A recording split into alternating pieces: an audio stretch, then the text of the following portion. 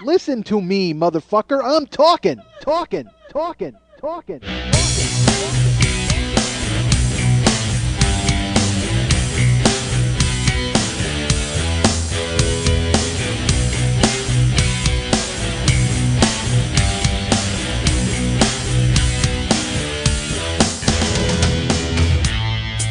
I say horrible things sometimes because I think they're funny.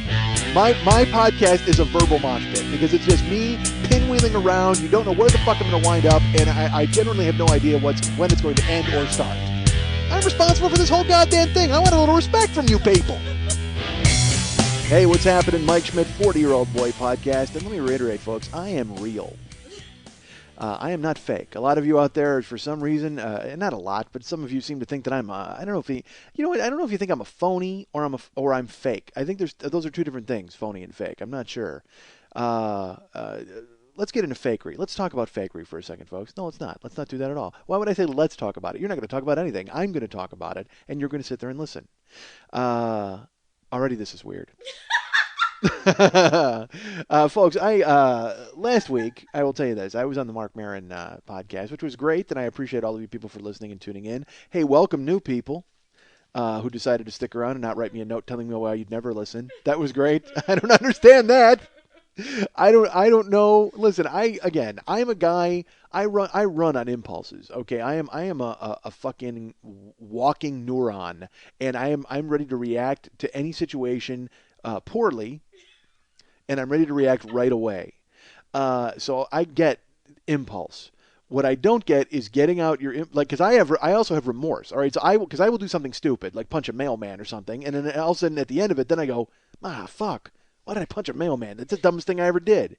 And then, wait 10 minutes, and suddenly punching a mailman bumps down the list. This is so weird. So I understand the impulse of wanting to write me or tell me bad stuff. Okay, and look, I take all criticism constructively as long as you don't tell me I'm a fucking idiot, like some of you have decided that. And why do I even assume those people are still listening? That's the dumbest thing in the world. Why would I address the people who write me and call me a fucking idiot? Like, are they? They're still tuning in. What if? Unless maybe they're doing it to provoke a reaction and they want to listen and say, oh, I hope he hears that I called him a fucking idiot. Well, yeah, I read it. I mean, you sent it to my email. I don't have like an X-ray of my email. There's not. You know what? I should have my manservant go through my emails and only give me the good ones. See, this is the mistake I've made by making my manservant only clean my rugs and my laundry. I should really transfer him to the electronics aspect of my life and go ahead and not only hook up my stereos but also read my emails and screen them for myself. And I should. You know what? I should also have my manservant do is record my outgoing message for my phone. And here's why, folks. I had to buy new cordless phones. I'll get back to fakery and all of your raging hatred that you decided to type out to me in a second. But we had to buy cordless phones. By we, I mean my wife and I. I don't know why I tell you that, but I had to go get phones, and because my phone died, our cordless finally died. And it's so funny. I still have a landline. All right, at my house, I have cell phones. Karen and I each have cell phones, but then I have a landline because I'm a grandfather. I cannot let go of the landline. For some reason, you know why? Because I don't give people my cell phone number. I don't want people calling me on my goddamn cell phone because to me, that's only Jesus should be able to call me on my cell phone. All right, that should be a straight line right to me. I have like 3 friends and the Lord. That's the only people who can reach me on the goddamn cell phone. I don't want some fucking car dealership or a store. Don't call me, motherfucker. I don't want to hear from you ever. So I give them the landline. So then I can see their little number come up on my television set and go, and absolutely not answer the phone. Look, if you call my landline, folks, recognize the fact that I'm actually sitting there staring at the phone laughing at you. I am never talking to you. If you don't have my cell number, I don't want to talk to you, and yet I still pay $70 a month for a goddamn landline. Why? Stupid. And it's so much so that I just re-upped with AT&T on my landline because they do my internet too. So I have like a bundle, you know what I mean? That's how they get you. They always get you with the bundle. You can't just call up and go, hey, can I get internet? Well, here's the thing. We've got a bundle and it's faster speeds, and then you get this. And by the way, your manservant gets to come in, and I'm like, oh, fantastic. You've talked me into it. If it means that I can hang up this goddamn phone, sign me up for it now. Because I am so fucking bored, Z's are actually falling out of my mouth. So these people are fucking they tricked me into the bundle. I don't want to be look. You don't ever want to be tricked into a bundle. That actually sounds like that's what happened with the Lindbergh kidnapping. His child was tricked into a bundle. Boom, they disappear, and then Lindbergh becomes a Nazi and flies across the ocean. No, I think that reverse that. Reverse all of that. Hold on, I got all of those mixed up. Lindbergh first he flew across the ocean, then he became a Nazi, then they stole his kid and tricked his kid into a bundle, right? I don't know. Was there even a Lindbergh? That's a cheese, right? God damn it. All right, folks. So I have a landline, as I've mentioned, and I have a cordless phones. I had to go buy new cordless phones because the cordless fried out, and you would think that would be the perfect opportunity to jettison the bundle. I should at that point when the cordless phones die, when the cordless phones actually commit suicide, because that's what they did. Because I've had the batteries run out, and by the way, I'll tell you this: the batteries ran out of my cordless phone. Uh, when your battery runs out on your cordless landline phone, and you're like, I got to get a new battery, you may as well say, I need to go find a new crank for the Model T, because it doesn't matter where you go. It doesn't matter. There's only one place in the world that still carries batteries for your cordless phone. Hello, Radio Shack. Excuse me, the Shack. And you walk, and let me tell you something. Do not walk into Radio Shack because it is a black hole of forgotten technology. That's all it is. You walk in the door, and it just, men in like tight, ill-fitting red polyester shirts calling you bro and trying to sell you a pager. Get the fuck away from me. You might as well call it Pager Shack. Because everything in there is obsolete. Everything. Even the TVs are tuned to like black and white shows. That's how fucking bad Radio Shack is. So I walk in there looking for a battery, and this dude's like, oh, bro, no, we don't carry that battery. And I'm like, all right. He's like, well, how about this phone, bro? And he shows me this phone, bro. And his it was like $175 for this cordless, and it was like from a Tandy. It was like, it wasn't even a name brand. Like I think it was actually Fisher Price because it had a clown face on it. I mean, it was like so fucking bad. It was the kind when it rang, like the little eyes blinked, bling, bling, bling, bling, bling. Oh, terrible. Yeah, it was very cute. So I bought two. No, I did not. I had to run away from the Shack because again, you get eventually you start talking like those people you don't want to. But I'm in there just looking for a cordless phone, and a dude comes in, and I'm just like, hey, bro, look at this phone. Would you buy this phone, bro? Like, all of a sudden, I'm negotiating with a guy. I don't even fucking work there. It's, you know what it is? It's like, fuck, what was it where the guy kept gradually turning into a clown? What is that movie? Where and he all of a sudden he looks down. God damn it. Oh, well, no one knows. Where the guy put on like a clown suit, and then it stitched itself to him, and then he became like a killer clown. No? Yes? I don't fucking know. I could be making that up. That could have been a dream I had. Oh man, you remember that one dream I had where the dude put on a clown suit and actually became a clown? It like it fucking gripped his body. So that's what I looked down. All of a sudden I'm in Radio Shack shopping, and all of a sudden I look down and I'm in an ill-fitting tight polyester shirt and calling people bro. Get me the fuck out of here. So they've got I ran away. So I couldn't get the battery for the cordless. So now I got to get a new cordless phone instead of jettisoning the bundle. I immediately decided that I got to get a new cordless phone. So I wind up at looking, and I go to Best Buy, of course, because that's where anybody in the world buys their electronics now.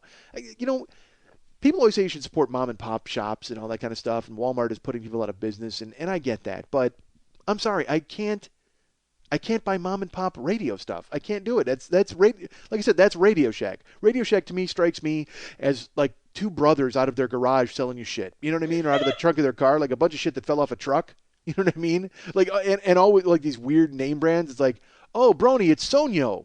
Like, no, it's supposed to be Sanyo. No, it's Sonyo. Oh, you mean Sony? No, bro, it's Sonyo. Look at it right here. 175. You take it now, clown face. No, bro, I'm not taking it. Jesus Christ. This is weird. It's so weird. Folks, I got to get back to fakery. All right, I'll get there in a second. But all right, so we buy the cordless phones. We go to Best Buy. I'll tell you this, I stumbled into a deal, folks. I stumbled Lindbergh style right into a deal because we picked out, Karen and I, they have their phones on an island. You know what I mean? It's in the middle of the store, and you've got a circle. It looks like you're trapping game because you have to come in and crouch, and you're circling. You're trying to avoid the guys in the blue shirts asking you questions. I don't want to fucking talk to anybody. I want to pick up a phone and go home. I want to stay in the 80s by myself. Thank you very much. Let me pick out my obsolete technology. pay for it with my Diners Club or Discover card, and get on my Jazzy and ride home. Okay? Jesus Christ. What an embarrassment. And what's worse? What's worse? The fact that I want to go ahead and do this all by myself, or the fact that I'm so angry about it after the fact. And I'm trying to avoid any human contact. Why can't I just say hello to a guy in a blue shirt? What the fuck is wrong with me? Why can't I embrace a member of the Azul workforce? All right. I just wanted to say Azul right there, because that means blue. Or no, Azuri? Azul? Azul, right? Yeah, it's blue. That's our friend Lily Bunchtup. She's the producer of the show, folks. You guys know who she is. Some of you know more than others. All right, so we get the phones. I bring it to the counter, and we settle on a nice phone. It's only $90. That's how much it pays to stay with a landline, folks. $90. I could have saved that $90. I could have saved $70 a month. What the fuck, God? If I ever bitch about not having any money again, just do me a favor and yell. I'll hear you. Just yell collectively, and believe me, I'll hear it, because I'm doing the same thing at myself every fucking day. So $90 for cordless phones. We get in line. I get up there. Oh my gosh, on sale for only $53. An amazing deal, like half price. And I'm like, see, well, maybe I did a good job by staying with the bundle. No. So then I get home. We hook up the cordless, and my wife. Oh Christ, really? All right. All right. I'm going to deal with this now.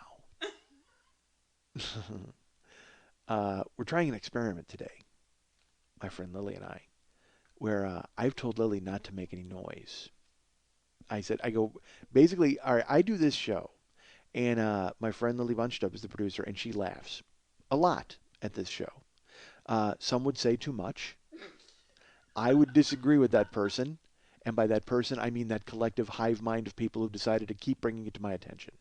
So we've decided to have, after last week, we wound up with a bunch of new people, and there were opinions voiced, and people said things and things like that, and then I listened to some shows, and so Lily and I, always looking to move forward, always looking to improve the show, always looking to make the best of things, always looking to make a gravy out of powder and water, always trying to make things work to the best of our abilities, always trying to take advantage of any opportunity we have to grow this show and gain listeners. We decided that I was going to make a decision because there was no fucking we involved, folks. That is an uncomfortable conversation. I am not going to lie to you, folks. When I show up and I tell my friend who gives of herself and goes ahead and does whatever she can to make this show happen, that she's interfering with the show. What the fuck is wrong with me? What an arrogant cocksucker. Honestly, how do you show up and go, hey, I got to talk to you about something? You know that stuff that I really enjoy that you bring to the show that really makes me experience the show in a way that makes me want to be better? Yeah, you got to stop that. Do me a favor. You know all that favorable feedback you give me that allows me to be myself and work outside of the box and explore other parameters and try to be as funny as I possibly can and go ahead and dig through the funny shaft and mine for gold? Yeah, do me a favor. Table that. Because that is not doing anything at all. Hey, you know this show that we've done for 3 years that I really like and I think is worth people getting to notice? Well, people are starting to notice it and they don't like this certain thing, so I'm going to make you stop doing it. How does that sound? Is that possible? Could we go ahead and put that on a shelf? And fucking thumbs up. It's fucking horrendous. I might as well, because here's the thing, folks. When we did this show year one, Lily and I were much farther away from one another. Okay, so it's like, if you go ahead and buy the year one download set, or if you've been on from the beginning, we were at a kitchen table in Burbank in a huge ceilinged house, and we were far away from one another. Great. Well then, tragedy happened, and Lily jettisoned her husband. She jettisoned her bundle. That's what she did. Lily jettisoned her bundle and moved on to a different apartment. So she moved in with a clown, and I had to come over there, and I was very mad in the second episode. That's year two, folks. Go ahead and buy that. It's great. But we made do, and we recorded in the living room at an art table, which was fucking horrible. It was just Lily and I staring at one another over one of these, like, those little tiny art tables, and we're just in this echoing building, and I actually hit my head into the wall so you could hear because I was so close to the wall. It was terrible. I mean, the show was fucking hysterical, but the situation was very bad. So we finally decided that we would record in Lily's bedroom. And so she was on the bed, and I would sit in a chair. And again, she was farther away from me, but also we were surrounded by junk. Like, because Lily is a hoarder. So we were in her house, and she had, yes, you are a hoarder. You are. You can pretend that you're not, and you can try to be silent and all that, and that's fine, but you are. I walk into this house. Come on. There's Literally, I'm looking at 4 tiki idols, a giant bottle of Grey Goose, a huge Ronald McDonald head, a frame of pictures with Wonder Woman on it, and 10 pictures of the Flash. Please, you're a hoarder. There's 19 mugs on a shelf. I've got fucking KFC coupons, rent checks from October on the fucking wall. I don't get it. I look around this fucking house and I'm waiting. I'm waiting for A&E to burst in with a camera crew by surprise. Like, you know what? That's what you would be. You would be you're like hoarders under attack. Like, because those people on Hoarders, they have to sign a release. That's the fucking stupidest thing I've ever heard. I don't get Hoarders at all. I mean, look, I save stupid shit, but I also cut loose everything. I'm not, like I said, I don't have a photograph of myself. I'm all for fucking throwing away everything that you fucking have. I keep books. Books are books. But Jesus Christ, you watch Hoarders and they go, hey, this is my rat room. I mean, like, they've actually cut to the chase. Rather than storing a bunch of things and then having rats eventually take it over, fucking Hoarders have a rat room. They're like, fuck it. I knew it was going to happen eventually, so I just filled this room with rats.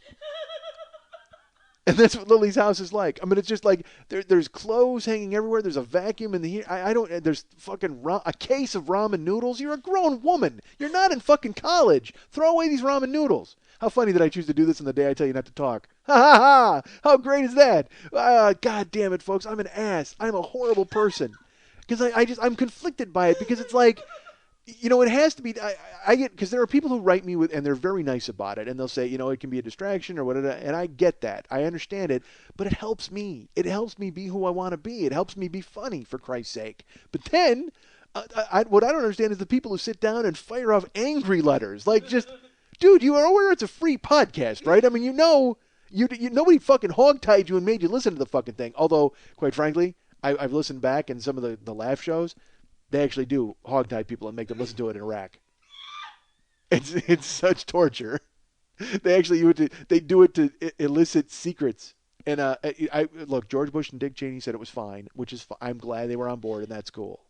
That's, you know what? Actually, I got to tell you, this entire show's been a secret government project to enhance torture. I will tell you that right now.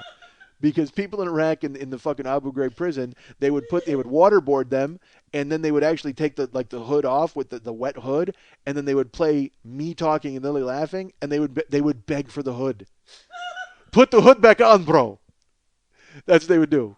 Oh Christ, this would be so funny if you could laugh at it. All right, God damn it.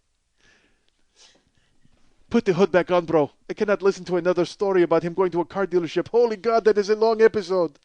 Why does he talk? Why not buy the car? Just buy the car! Put the hood on and waterboard me, please! I want to induce the fake drowning. Much better than listening to the laughing. I cannot deal with it, please. Oh, put the hood on me, bro. Jesus Christ. All right. That's what it was. It was a government project, folks, and you fell for it. All right. See, so be thankful. You've made the choice to listen to this. Other people in other countries, they don't have the choice. They have to fucking listen to it and hear me ramble on and on about going to school. Oh, Jesus Christ. Who in their right mind is like, I want to listen to a fat 45-year-old guy tell me about high school? Nobody! Nobody wants to fucking hear that. You know, and who hears those stories and then goes, oh, that's great that he went to high school. You know what would be even funnier? A woman I've never met laughing as if it was the funniest thing she'd ever seen in her life. As if he was a human Animal House. I want her laughing at it as if he was a human incarnation of Old School. That's what I want. I need him to be telling the most banal, boring, horrible fucking stories into space about himself working at a 7-Eleven convenience store. And then I really need him to have like a friend of his sitting there and laughing as if he was the human hangover. God damn it. Yeah, no kidding. This is fucking horrible. No, because it's so. I want her to laugh, but I can't. She's like, and again, she's not doing it out of spite. Like, you know, because let's put it this way: if this was reversed, and she had that conversation with me, oh my God, would this be the most spite-filled hour of fucking free podcasting radio you ever heard in your life? All I would do is sarcastically allude to it every fucking 5 seconds. That's all I would do. And either that or I would be pin drop fucking quiet. And you know who's happy about that? Every prisoner in Guantanamo Bay. That's what they want. They want me to be quiet. because they are sitting there right now. Someone, as I speak, this second, some guy is getting his head dunked under fucking water. They took a hood off his head and he's like, oh, bro, no, put the hood back on. I don't want to listen about Ron Brown's war wagon, bro. I cannot listen to him driving that car and tearing off the mirror off of the hillbilly truck. Oh, bro, so terrible.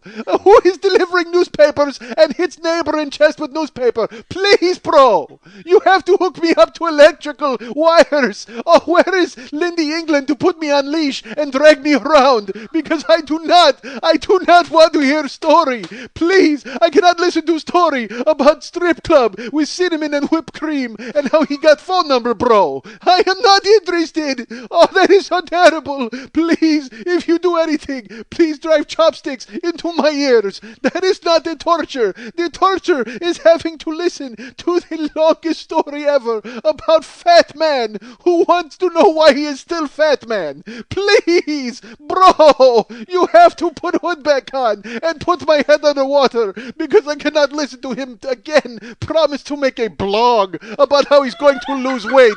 Oh, bro, please, I will tell you everything. Whatever you want, bro. I will give you coordinates. I will give you old missile sites from Russia in 80s. Please, bro, I cannot possibly listen to another goddamn story of him not getting what he wanted. Oh, no one listens to show, bro? Wonder why? Wonder why no one listens to show, bro? I don't want to listen to show, bro. Please, I will tell you what you want to know. Do anything.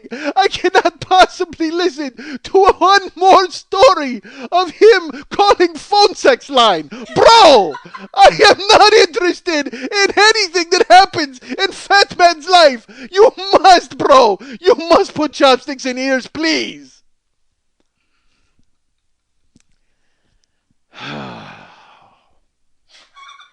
This entire thing has been a secret government project of torture, folks, and you've fallen for the entire goddamn thing. Why do you think when you write me, you write me with complaints? Anybody who writes me mean letters, anybody who writes me nice letters, what do I write back? Thanks for giving the show a shot. We really appreciate it.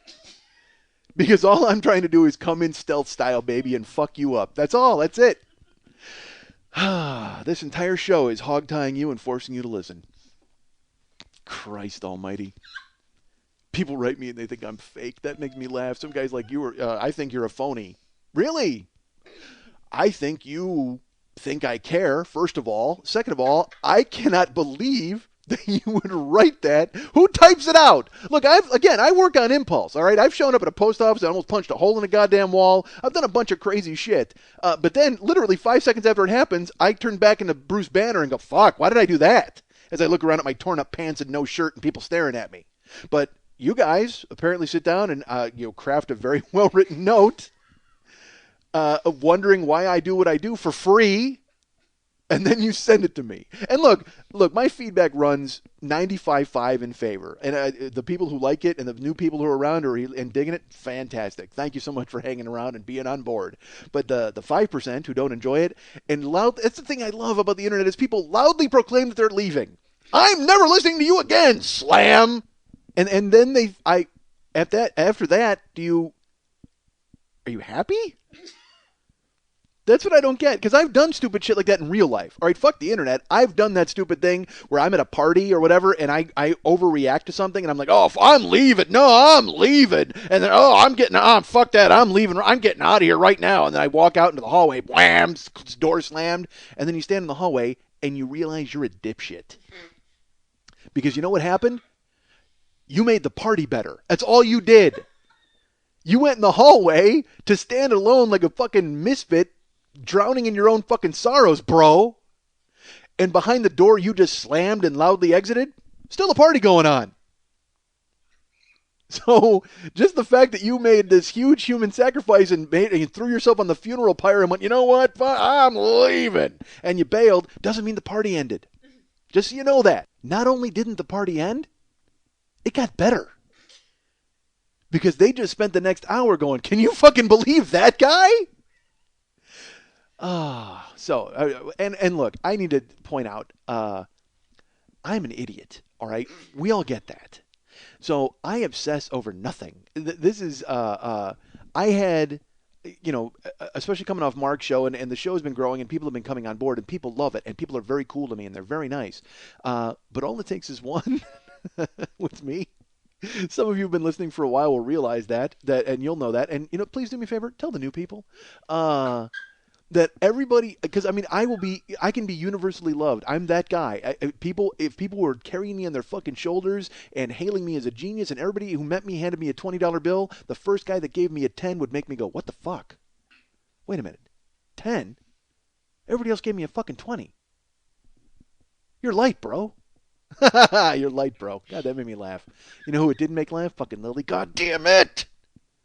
All right, the game's changed. What was I telling you folks? There was something I was mentioning before I spun off. Oh, and I walk in today, and I got to deal with a fucking clown. Get this. I walk in, the fucking clown's here, and he goes, "Hey, you know what would be cool in your show if you, like, finished a story once in a while?" Like, oh, well, thanks. Do me a favor. Could you honk that on a horn so I could understand it better? You grease paint monkey fuck. He's going to listen to this next week. All right, he knows I'm kidding.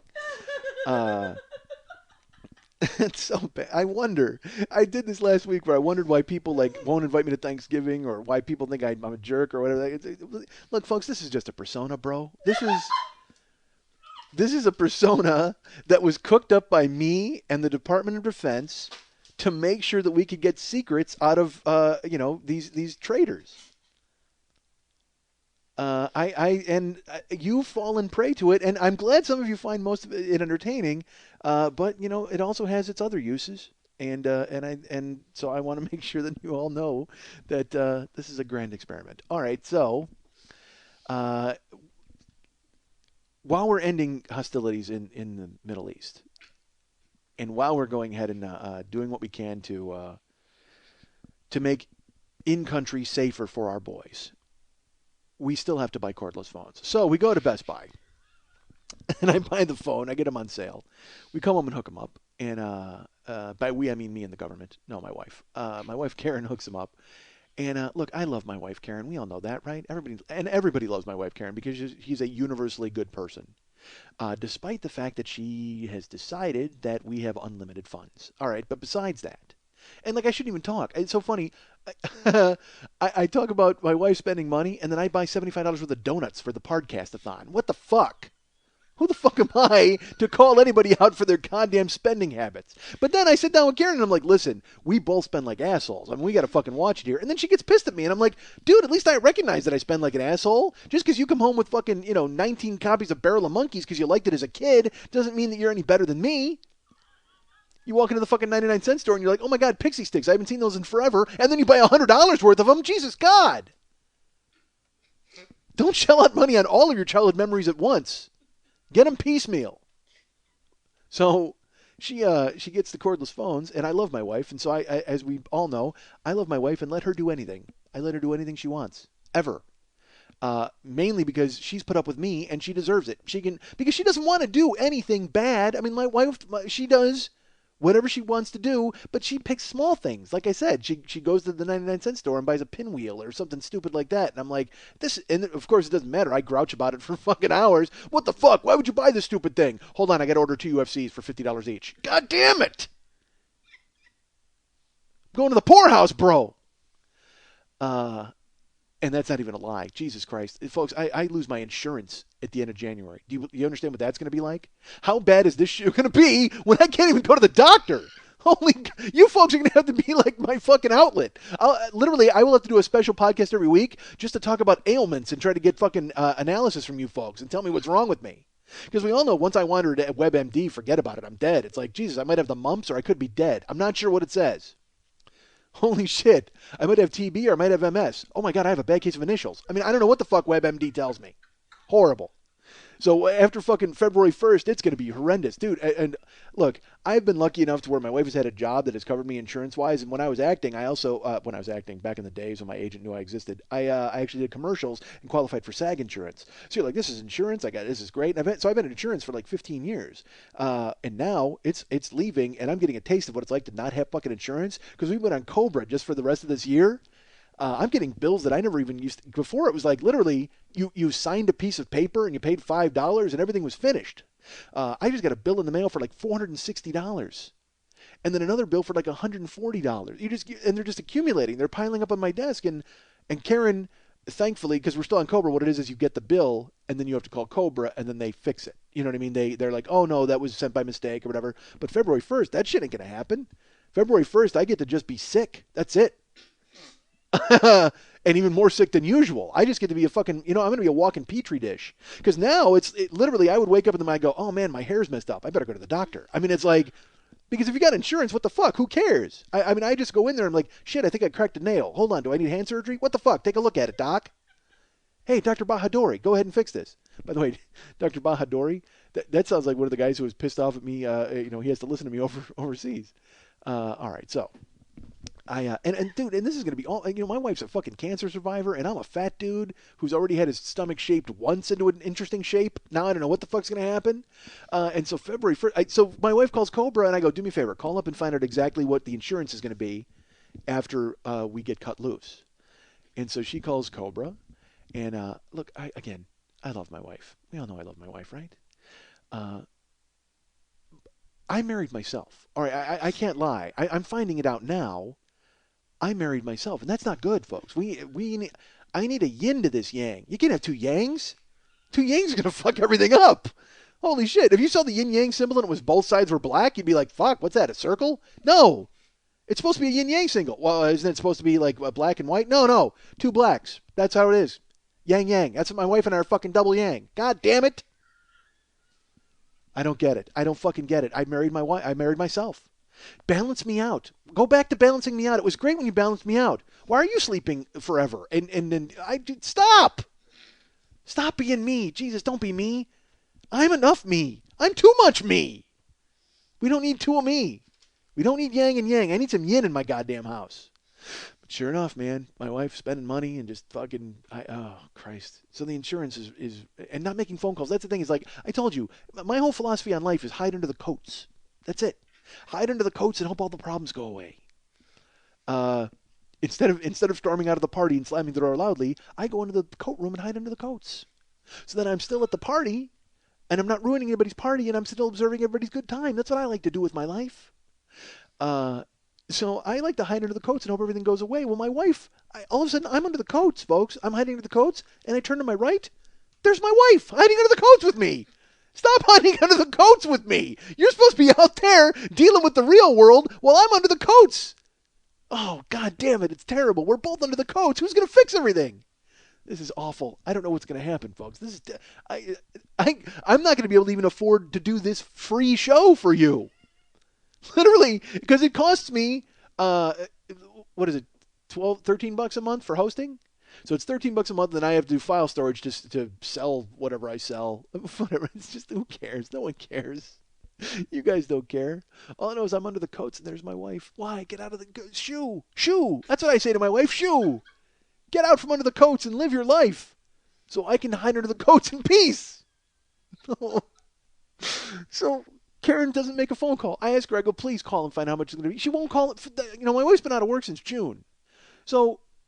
She doesn't make a phone call. All of a sudden, I get a bill, and I'm not making this up. All right, she's out of work since June. I get a bill in the middle of October for 3 months of Cobra payments that I didn't even know we owed. So I go to her and I go, why do we have these bills? She goes, oh, well, that's Cobra. And I go, well, when I thought you took care of it. Like, didn't you pay for the year? She goes, no, they were going to bill us. And I'm like, well, we have 3 different bills here. What the fuck? Why didn't it? She goes, oh, well, I don't know. I should have called them. Yes, you should have called them. And look, I understand the battery on the cordless was a little weird, and I will get back to that, folks. Trust me, I will. But she can't hang it on the battery on the cordless. I have expected her to do it. Look, bro, the battery is wrong on the cordless. There's no way I can make the phone call, bro. Oh, no. You too? Get out from under the coats and make a phone call. Jesus Christ, I'm in there, and she finally calls Cobra. We have to send them 3 months worth of payments, and then it says we're good until February. And I said, well, what happens in February? She goes, well, it changes over to a different fee. And I go, well, how much? She goes, well, I didn't talk to him about it. What? You were on the phone with them. Do you just want to call Cobra every day now, since you didn't call them for 3 months? Now you want to have lively chats with them every day? You were on the fucking phone with them. Fix it. And by the way, this is all for hyperbole. I don't yell at my wife. Okay, when I'm doing this now, it's just silliness because I'm enough of an asshole that I don't need you thinking that I'm also yelling at my fucking ko-yang. I'm not letting her have it. Okay, I'm very measured and calm, but I will get. All right, here's the thing: I don't yell at my wife, but there will be a little bass in my voice. I mean, I will make my point get across, and she doesn't even like that. Like even that's a problem. Because I have to hear about tone all the time with my wife. Tone, you know what, Michael? It's your tone and the way you talk to me. And I want to go, well, there's a reason I'm using that tone. It's so I don't fucking scream so loudly your head explodes. I'm trying to get across my point and the gravity of the situation, and it's very hard for you to hear me underneath this pile of Burlington Coat Factory rejects that you're hiding under. If you weren't under a pile of goddamn mohairs and raincoats, maybe you would hear me more clearly. I have to speak in measured tones and but severely, like seriously, because I can't yell. Because if I yell, it's just stupid. That accomplishes nothing, as I've proved on this show. So man, we're talking about money, and I'm like, I don't know what's going to happen, and so I go call Cobra back, figure out how much it's going to be. So February 1st, folks, I found this out. Hey, here's what my insurance... And again, I recognize fully that I live a charmed life. Okay? I'm a 43-year-old man who doesn't have any kids and doesn't really have responsibilities other than the credit card debt that I've fucking piled on top of my own self. It's all my fault. This is all my fault. Okay? Because here's the thing. I never had money. I didn't have any money. I've never had any real money. I've always, kept my head above water. We've always been fine. But then... there was a 2-year stretch or a 3-year stretch where I started to make money. I started writing some TV shows and, started to book some stuff and everything. It was great. I was really, for 2 years, I worked consecutively. So I was making like a lot of money. And here's what I did smartly. I decided to live like I was making a lot of money. And therefore, I spent a lot of money on a lot of nothing. It was so funny because I even said to Karen, I go, should we move and get a bigger place? And she's like, nah, it's okay. Why don't we just spend it all on sushi? I said, fantastic. That's a good plan. That's a solid investment plan because in 25 years, we're certainly going to see some returns on our sushi futures. So that's what we did. I ate sushi 4 nights a week, dude. I'm talking like, and that's like $100 a crack. Like, I was spending money. And, here's what I would do. I would take my credit card and I would run up my credit card and then like one of my visas, one of them, because I have 10 credit cards. Okay. And there was a balance on all of them, but I would pay them. Every month I would pay them off and I was in play. And I think my credit score was like 1,000. I mean, it was like literally, it was to the point where there would be a knock on my door and and it was guys in suits holding credit cards and flowers. Hey, how are you? Take this, please, on us. You know what I mean? Oh, fantastic. I'm going to Hawaii. Ching, ching. I mean, I was that guy spending money that I had because I decided, you know what? I'm in the loop. That's it. Now I'm going to make money forever. That didn't happen, folks.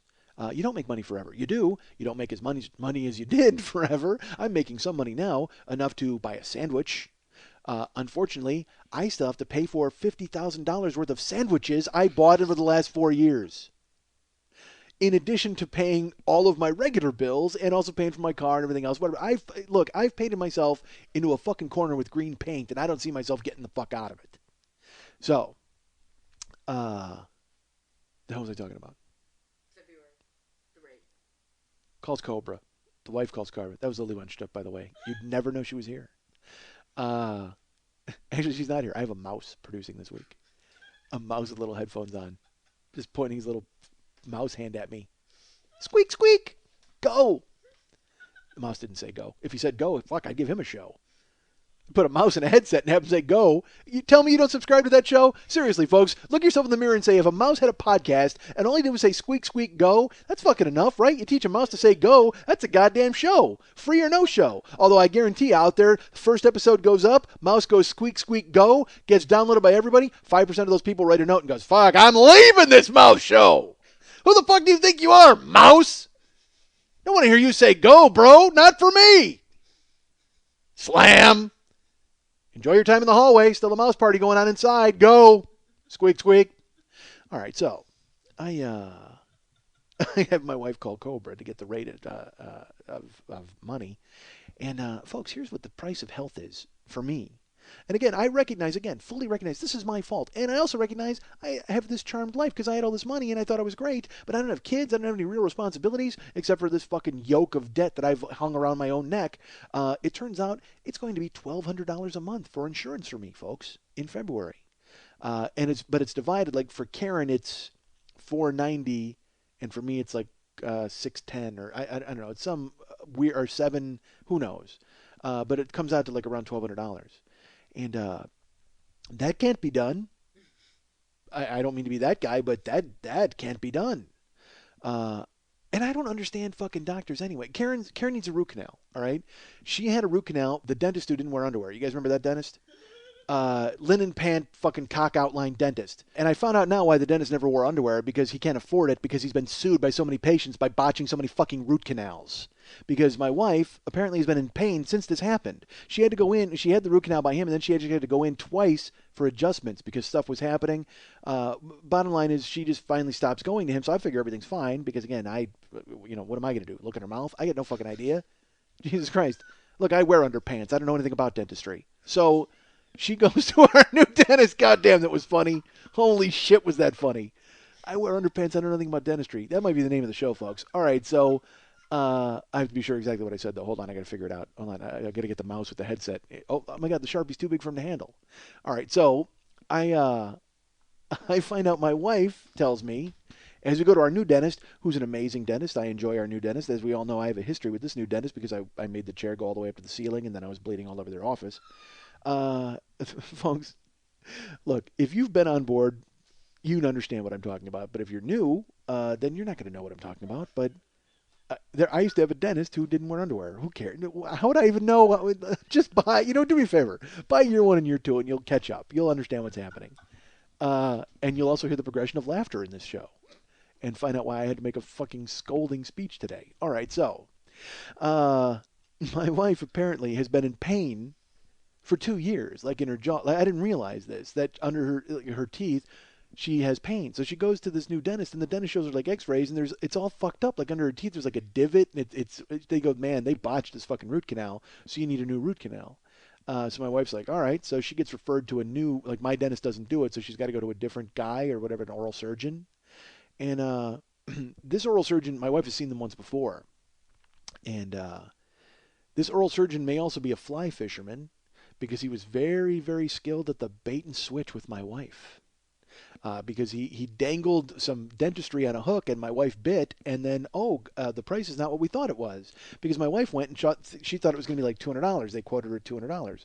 So when my wife went in there, they did her dentistry work, and she came out of the office fucked up, cotton in her mouth and all screwed up, and went to pay, and they told her it was $700. And she was like, well, no, you got insurance and blah, blah, whatever the fuck it turned out to be. But she had already had the work done, and so basically you got to pay. I mean, that's the bottom line. So she calls me, mumble mouth, fucking cotton in her mouth, and actually very angry and near tears, and just like they're telling me it's $700, and that's a blow. I'm not gonna lie to you folks. An extra $5 makes you go, holy shit. And this is when we had insurance, okay? Because our dental plan, dentistry, I was gonna say dentistry plan. Our dental plan is good because we really like our dentists and on the cleaning side and stuff like that. But I don't know if there's any dental plan in the world that covers what it's supposed to cover, because every time I would go in and then they would go, and I still get letters from them. They're like, you have $1,800 left on your benefit. And also I'll go into the dentist, and that's great because then it's like, Wheel of Fortune at the end when you used to have money, you could go to the fucking showroom and buy shit. So that's what I feel like. It's like I want to show up and just start buying shit for my mouth. Like I said, pimp my mouth. I talked about that last year. Well, I go in and I'm like, I still have $1,800 on my benefit. What can we do for my mouth? And they'll be like, well, we can give you veneers. That's only $4,000. Whoa, hold on a second. I just told you I have $1,800. Can you give me, I don't know, a third of the veneers and put them just on the front of my teeth? I don't, I'll go straight Conway and just do Conway? I was going to say Kanye, and instead I went Conway Twitty. Can you remember him and his history of bad dentistry? God damn it. That's what happens when you talk too fast, folks. So it was funny. I did Podcastathon, and I went on at 5 in the morning, and I was revving, and I was talking fast. And Jimmy at one point, he was out of it anyway because he was fucking talking for 12 hours. He's just got his arms crossed, and he looks like right at me, and he goes, "Slow down, Mike." I think it's what he said, or "Calm down, Mike." Because I get, folks, I get ahead of myself. I start talking. All right. Why did I even bring that up? Because I said something wrong. All right.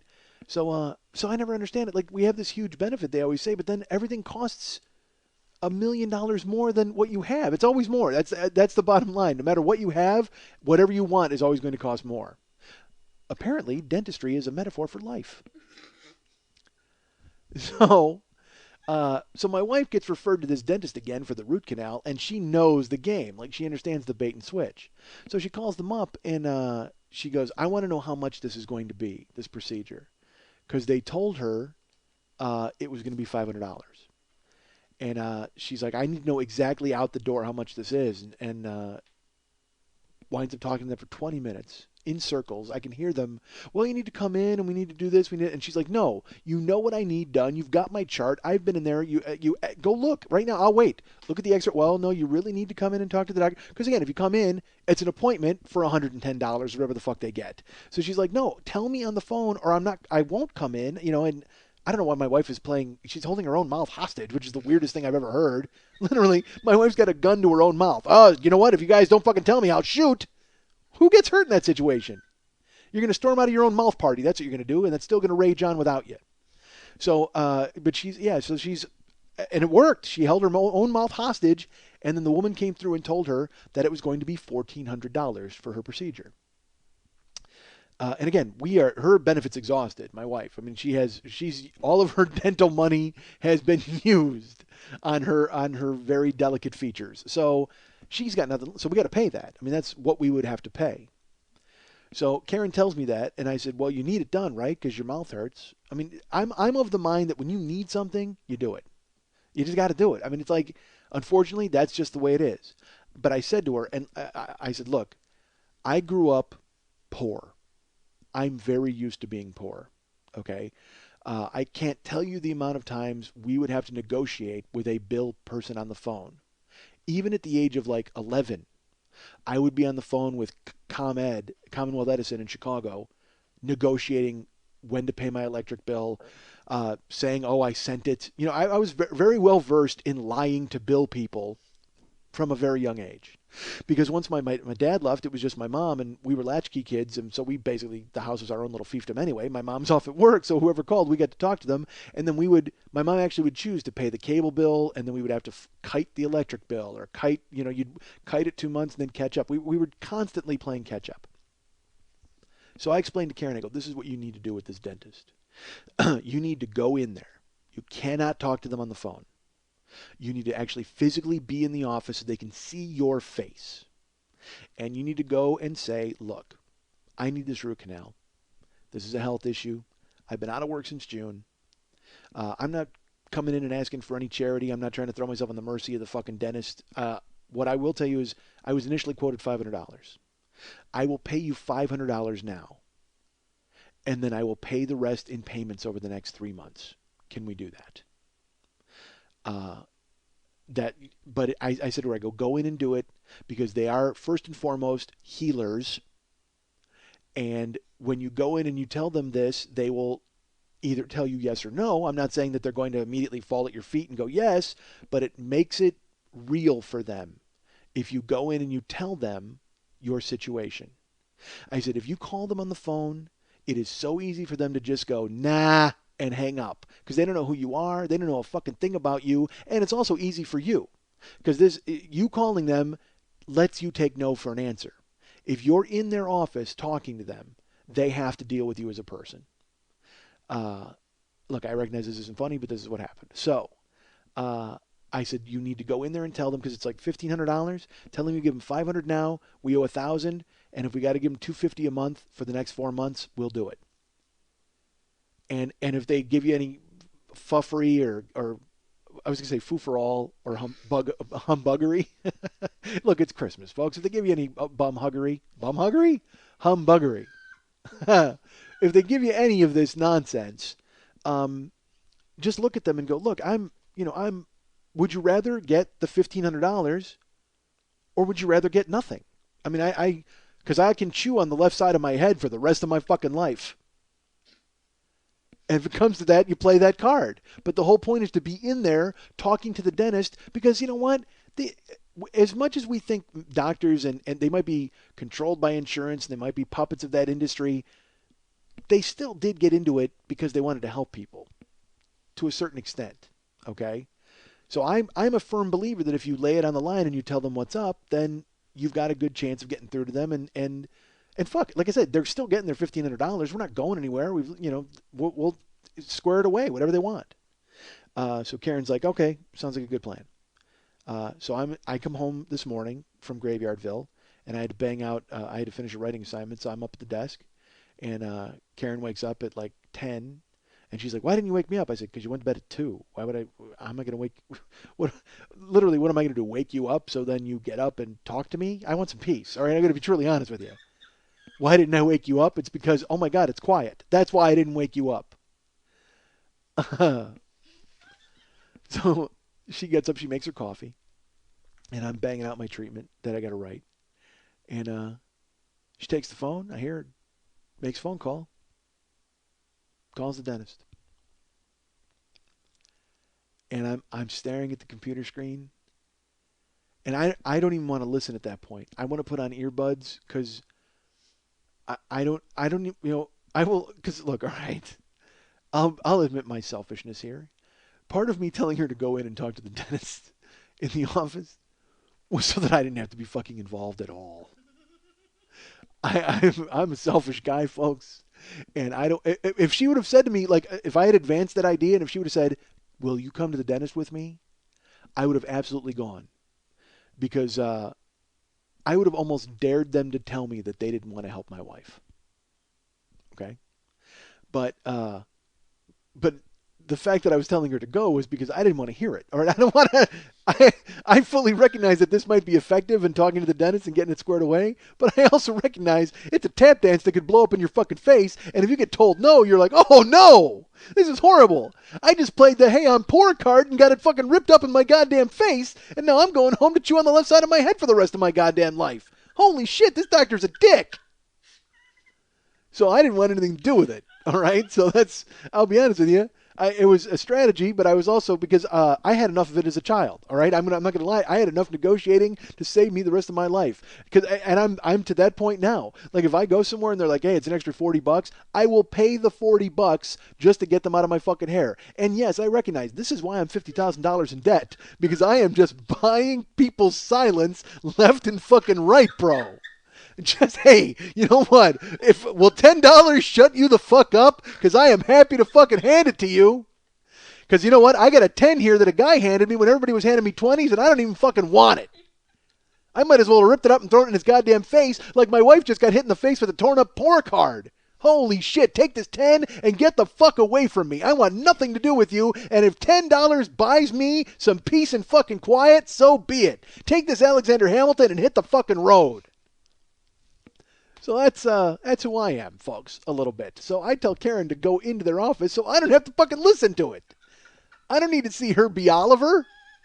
Jesus Christ. Holding up her bowl of teeth to the dentist and going, "Please, sir, I want some more." Fuck that. I don't need to hear the guy go, "More?" right in my wife's face. Come home and tell me later that it didn't work. So she fucking makes the phone call. And so now, she didn't listen to a fucking word I said the night before, even though I laid out the fact that I was poor and I was very, very well versed in dealing with people when you're poor. And B, now I gotta hear it. Now I gotta watch my wife dance as fast as she can over the goddamn phone, which is a total lie because my wife's not putting any effort in this at all. Literally, she called him. She's like, she might have been just like a cave woman. Mouth hurt. Help? No. Click. Jesus, it was awful. So she starts giving them the speech, but not like it's nothing like I envisioned. It's not eloquent. It's just because you know why? Because she's not invested. She doesn't want to do it. And in my mind, I'm like, dude, don't you want your teeth fixed, bro? Seriously. She ought to listen to this show. Again, This show would probably drive the bad teeth out of her head. It was a designed government program to get under people's skin and to make bad things happen. So she gets on the phone with the dentist and she starts with the you know, hey, I was quoted $500 and but now I'm being told that it's $1,400. Here's what I want to do. Like she doesn't set them up. She doesn't rope-a-dope them at all. She just lays it out like coldly and almost as if she was calling to tell them. You don't tell. That's the thing. You have to make them think it's their idea. You know what I mean? You can't fucking call up and just demand shit. They won't do it. Nobody will do it. Trust me, people write me all the time and demand shit. I don't do it. Until this episode. And look what we got out of that, folks. Blame yourselves for this fucking pile of mess. Blame yourselves for this fucking word salad that I just spit all over the goddamn place. This is all your fault. The 5% of you aren't listening. And I take it out of the 95% who do. Holy shit. The 5% of the people who wrote me and hated it, I do a show dedicated to them for the 95 who love it. Why can't I just concentrate on the people who love it? Why can't I do a show for the 20s? Fuck the 10. I got to do a show for all the 20s, but instead, no, I go right for the 10. Because again, when you're a kid, it's all, you could fuck 100 girls, but the one who tells you no is the one you beat off to. Jesus Christ. That's how it works. You bang 100 chicks, finally number 101 goes, no, I don't think so. What do? You go home and, oh yeah, you run off a batch of that chick. I bet it'd be great to fuck that chick. People handing me 20s, yeah, thanks for the 20, what the fuck, thanks for the 20. A 10, what the fuck's wrong with you? I'm going to talk about you for 2 hours. Nobody gives a shit about the 10. God damn it.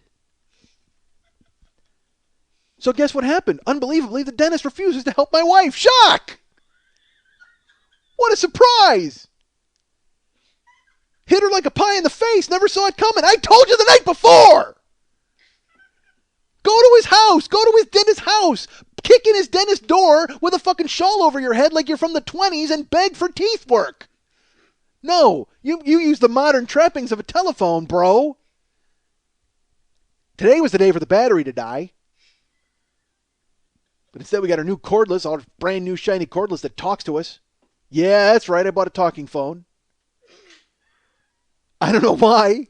I don't understand the feature. You know why? They just keep adding bells and whistles and shit to trick you into buying landlines. That's it. Nobody else needs a fucking cordless phone unless you're in an office. But then you look at the box and you're like, oh, it talks to me? I'll buy it. I mean, I get it home. You know how it talks to you? This is what my phone does. It rings. Ba-da-ding, ba-da-ding. Phone call from Lily Von Stupp. That's Lily Von Stupp calling me, folks. Phone call from Lily Von Stupp. Really? I understand it's nice to give the deaf work, but do we really need them voicing the telephone? Especially, why would you involve the deaf in a technology they can't use? They don't know how they sound. They don't know how a phone sounds. Deaf people are like those two alien Muppets who walk around and go, ba-ling, ba-ling. Remember those Muppets? Those like two with the big, yep. And the phone would ring and they tried to imitate it. That's deaf people in real life. And now we hire them to voice a fucking telephone ringer. Great. Thanks. Really?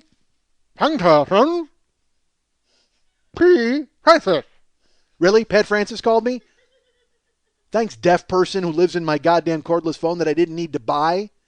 No wonder it was $30 off. They got some fucking guy from the deaf house to put the voice in. Jesus Christ. Why stop there? Why not have the blind give me some GPS directions? In 30 feet, take left turn. I think. I'm not sure. Again, I'm blind. Ask my dog. Ruff. Jesus. Fuck. Way to go, deaf people. Look, and again, I'm all for helping deaf people. As long as they're not Al-Qaeda. As we all know, again, this is a government program. Trained to take people out at the goddamn knees. No, bro, please. Put head underwater, please, bro. I don't want to hear about Tarantino show. So long! Oh, episode is so long! Over 2 hours, bro. Such torture, please. Do me a favor, put in earbuds. And then use pool cues to drive to center of brain. I cannot listen to another story about pie, bro.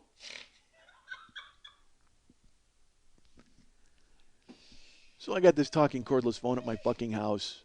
My wife's on it, telling the dentist, just not even a sob story. My wife, it was so fucking terrible. Like, I mean, dude, at least put some effort into it. This is your mouth we're talking about here, for God's sakes. Don't you want to bite people? Don't you want to bite stuff? If you ever want to bite things again, then you got to have some oomph to your goddamn story. You got to trick them into wanting to fix your mouth. Convince them that your teeth hold some benefit for them. Tell them that eventually you will bite people they don't like, or you will chew their food for them. So tell them your mouth then works for them. That's it. They can trick out your goddamn mouth to perform tasks that they would, menial tasks. You'll come to the office and bite staples. You don't fucking care. They need to fix your jaw so you can show up and bite paper clips in half. Or, even better, bite staples and pull them like stapled pieces of paper. You'll actually pull the staples out. They don't need a staple remover. Your mouth will serve as a staple remover if they just go ahead and fucking fix it for you. You need to make them realize that they will benefit from your fucking choppers being fixed. You don't fucking half-heartedly sip a cup of coffee and stare into space while telling them that your fucking mouth hurts. No one cares. So I had to sit there, and then I had to listen to the fucking, like I said, it wasn't even a sob story. It was just this matter-of-fact spelling out of facts. Well, my teeth hurt. Will you fix them? No, goodbye. Terrible. So I just looked at her and I go, honestly, do you not listen to me at all, ever? I go, how easy was that for them to hang up, for you to hang up? I go, the whole point is going in there. And then here's my favorite part. She's just like, well, maybe I'll do that like today or tomorrow. Really? You just laid prostrate on the phone, and now you're going to go in again, like now reiterate? The whole point was you had one shot at it. You had one fucking Hail Mary pass, and you checked down. That's what you fucking did. Seriously, you were down 6 points with 5 seconds left, and you were at your own 40-yard line. You need to throw something into the fucking end zone, and you checked down underneath with no timeouts. That's what just happened to you. And then my wife went, why are you giving me these football analogies? Why the fuck did I do that? What if I did that? What if I was that big of a dick that I looked at my wife and I gave her that fucking huge football analogy? She'd just be like, what the fuck is wrong with you? You know what? Honestly, I should have given her that football analogy because she would have just, her root canal would have left. It literally would have just gathered up its own diseased bone and divot from her jaw and left her mouth because it wouldn't have wanted to listen to that boring football analogy for 1 second longer. She literally would have like laid back and like the alien, her teeth would have leaped to their death out of her fucking mouth, and like little suitcases, like let's all go to the lobby, they would have just walked out of my goddamn house.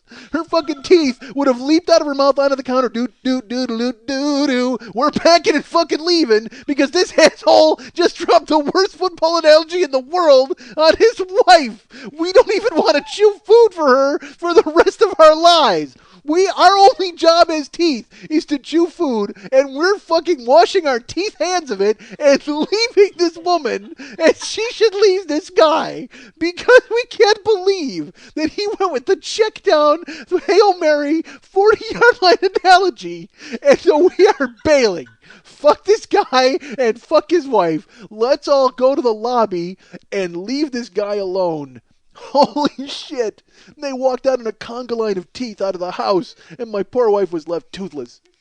Oh, Jesus, that was funny. All right.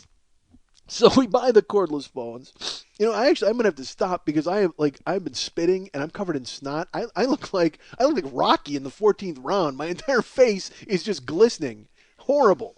All right. So bad. So, as I sniffle and try to wipe tears from my face, because, Jesus, folk, I don't give a fuck.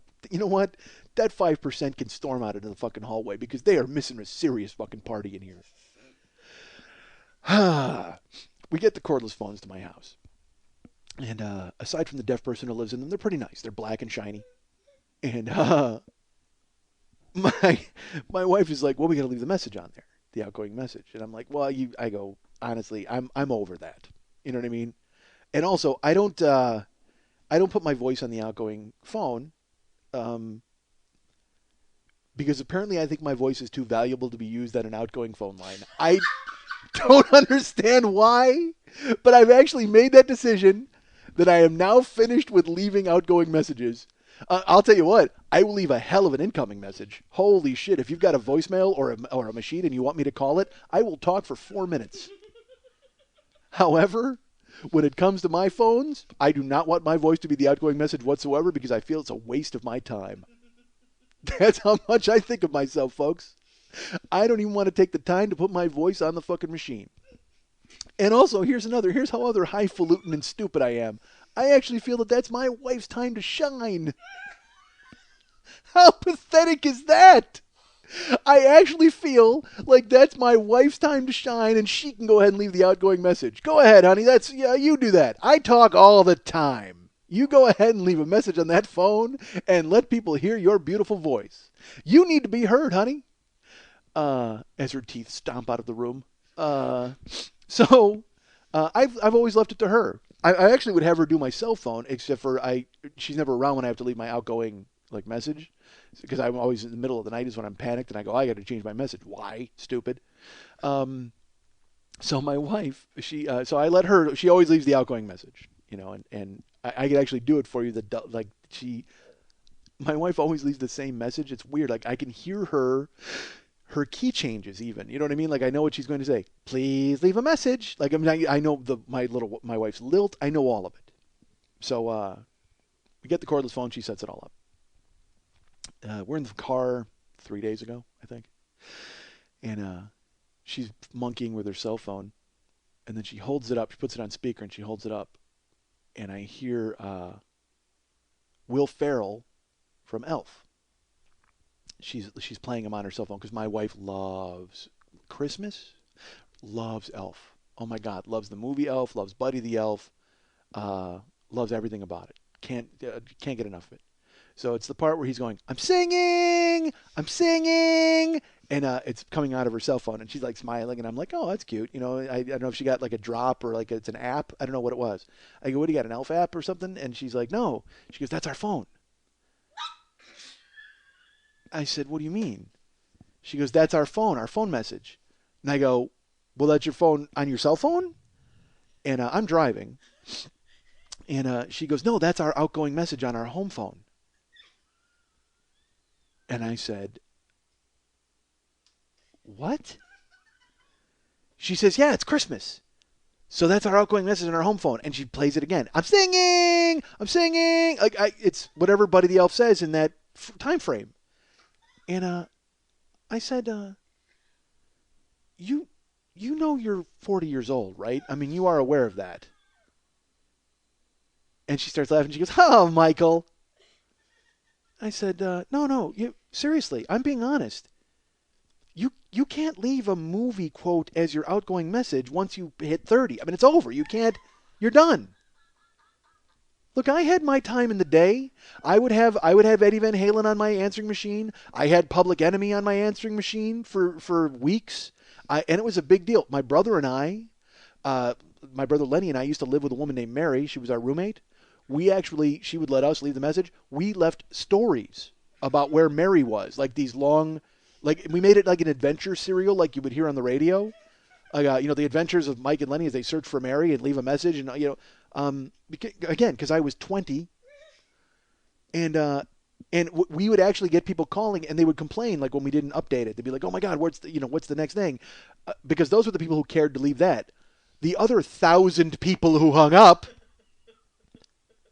could not have been less interested in the adventures of Mary.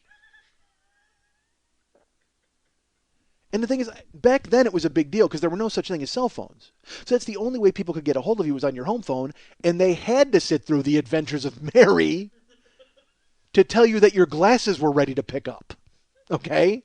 So that sucked. You were genuinely holding people hostage at that point because they had no other fucking way, so they had to listen to your bullshit fucking Christmas Carol nonsense so they could tell you that your dry cleaning was ready. The fucking 80s and 90s led the world in eye rolls as people would just, have a phone perched against their ear going, oh, Christ, really? That was the message everybody fucking left.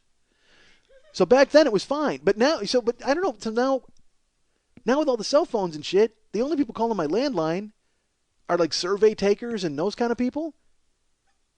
Fuck them. They get Elf. I can't be mad about it. I'm serious. I said to her, I was mad for a second. I go, dude, this is dumb. I go, because all right, here's my wife. She loves Buddy. She loves the Elf. and she wants to get like all of it into the machine. The message was like a minute and 40 seconds long. I mean, it was like this long. It was literally like an entire scene from Elf, and it's just playing out. And I'm like, because she's playing, holding up the phone, and it keeps. I go, it's still going, and then eventually it just cuts off with a beep, like because the machine itself went, "Fuck you, beep." Even the machine was tired of playing the Elf quote. I think even the deaf person who lives inside the phone went, "What is that, Elf? What is that, Elf? Beep. Hong Kong problem. What is Elf?" So the deaf person told the fucking mechanism, "You know what? Cut that shit off." And after I thought about it, I went, "You know what? Fuck you. The only people calling my house are survey takers and people trying to sell me shit. Fuck you. Enjoy Elf." Which I thought was the case until my buddy Pat Francis called today. And he calls, and again, I chuckle and laugh and look at the screen because I'm getting ready to come here. So I can't answer the phone. I'm going to call him on my cell phone in the car. So I let it go to message, and he, of course, doesn't leave a fucking message. Phone rings again. Phone call from Pat Francis. Or P. Francis. And I'm like, all right, well, the deaf person is obviously wrong because Pat wouldn't call twice in a row. Yes, he did. He called a second time just to sit through the whole thing and then go, "That message is not helpful for anyone.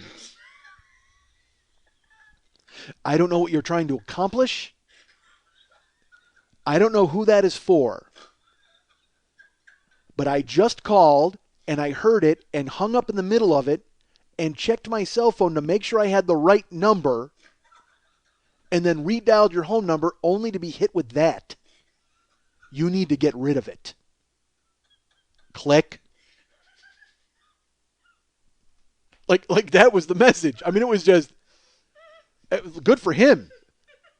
Because it's everything I had said in the car until I realized that, fuck you, survey takers, suck on Elf. Not realizing that my friend would still call. So I get in the car, and I call him on the cell phone, and he answers, and he goes, "Wall talk." And I go, "Hey, so you called my house?" And he just goes, "Well, I don't know what that was. I can tell you, I don't expect to hear it again." I go, so I explained to him what I just explained to you, that my wife has decided that Buddy the Elf should be my outgoing message. And I will tell you, the overriding thing for me is it was really cute. Okay, as ridiculous as it was, as long as it was, as awful as it was, just to see my wife's face smiling, so happy, and holding up her little cell phone to play Buddy the Elf for me because she loves it. When we got our Blu-ray, we got a Blu-ray DVD player. Yes, I'm $50,000 in debt. When I got the Blu-ray DVD player, it came free with the new television I bought. Yes, I'm $50,000 in debt. But that was a while ago when I was only $40,000 in debt. But then the $10,000 television put her over the top. So they gave me a free Blu-ray player. And look, folks, again, when you get a free Blu-ray player, what do? You immediately go, well, fuck, I got to get some Blu-rays. Even though I have not, and this is not an exaggeration, folks. I have not watched a DVD in 18 months. I don't care. I just don't fucking care. The last thing I watched was Hellboy. And that was it. I was then done with DVDs for the rest of my life. No, that's not true. Hellboy wasn't bad. I did not watch. The reason I watched Hellboy was because I was going to go see Hellboy 2. And then I watched Hellboy and went, I don't need to see Hellboy 2. Hellboy said it all for me. Pretty squared away. Good for you, Abe. So we get the Blu-ray player, and then we're like, we got to get some Blu-rays. And I said to Karen, I go, all right, look, we can each get one Blu-ray. And Karen's like, okay. So I got Watchmen, and then my wife got Elf. And then, of course, I said, well, let's each get one more because I wanted one more because that's the deal, folks. I can't just get one Blu-ray. So then I, of course, got Dark Knight Returns, and my wife got Nightmare Before Christmas on Blu-ray, which I still have never seen. And by the way, this is, again, not an exaggeration, folks. All four of those DVDs still in the wrapping, still in the cellophane. Although Elf, she might have taken Elf out and watched it. Yes, I'm $50,000 in debt. Which, come to think of it, might be why my wife can't get a payment plan from the dentist. Now that I fucking think about it, maybe that's why we have to dress up in fake poor people costumes and beg for relief from medical care because of our fucking foolish DVD purchases. Holy shit. Oh, man. My poor wife. She can't go to her root canal done, but we can sit there and watch Elf all day on our new Blu-ray. Fantastic. Blu-ray was free. That's not fair. Get off your own case. Uh, Chatting on your new phones. Stupid. Our fucking teeth are rotting out of our heads. It's not that bad, folks. I'm exaggerating for fun. Because that's always fun talking about rotten, horrible tooth decay. God damn it. Maybe she should just call fucking 1-800-DENTIST. You know what I mean? Because I just picture that just being a bunch of hobos with rusty scalpels. You know what I mean? Whenever I see that commercial, they're like, call 1-800-DENTIST. We'll find a dentist that's right for you. Well, what does that even mean? Like, you have to know about my teeth, right? Are you looking for proximity or location or one who lives in my building? What the fuck? It's like this alien plot. All of a sudden, how come people out of nowhere, these guys just show up? Like all of a sudden there's nothing, and then there's 1-800-DENTIST, and it's every other television ad that I see. How badly are they trying to get to our teeth? That they're advertising every 5 seconds 1-800-DENTIST. I think it's just a bunch of fucking aliens who came from the planet fucking Rinsatron. And all they want to do is fucking get our DNA and duplicate us and make fucking like mouth pod people and take over this goddamn planet and have nothing but people with perfect teeth who can all pay their goddamn bills. Oh, it's terrible. Fucking aliens from Rinsatron. Man, this show's been about absolutely nothing today. It has been I had stories and a theme, and I'm like, hey, maybe I'll tell this or I did this. Nope, I got fucking sidetracked because I'm in a silent room, not knowing what to do with my goddamn self. Holy shit, boring my wife to tears so badly that her own teeth jumped out of her head. That's what I should do. You know what? That's the key to our healthcare woes. I should just cure us with boredom. Like my horrible boredom will be like the hot cauterization that you would put on an open wound. That's all I'll do. I'll bore us to tears and bore all the disease out of our fucking bodies. Dude, that guy's so fucking boring. He scared AIDS out of some guy. I'll just show up at a hospice and start talking. Everybody will walk out cured. It'll just be me with a pile of AIDS at my feet, staring up at me going, could you shut up? Jesus Christ. We're trying to kill people. What the fuck is wrong with you? Don't you understand it? That's right, folks. I'm so fucking boring. I drove AIDS out of somebody's body, out of everybody's body. I cleared a whole hospice. Didn't you hear about it? Story's going around. I just talked about it a second ago. Holy shit. Where have you folks been?